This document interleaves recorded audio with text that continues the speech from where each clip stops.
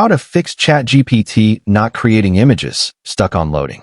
Hey everyone, if ChatGPT is stuck on creating image or keeps loading without generating your image, don't worry.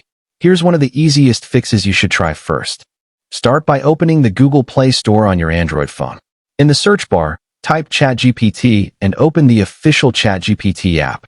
If you see an update button instead of open, tap update and wait for the latest version to install. Once the update is complete, open the ChatGPT app again and try creating your image. In many cases, updating the app fixes bugs that cause image generation to get stuck on the loading screen. If it's still not working, make sure your internet connection is stable. You can switch between Wi-Fi and mobile data or restart your router if needed. Also, close the ChatGPT app completely and reopen it before trying again. Finally, if the problem continues, wait a little while and try again later.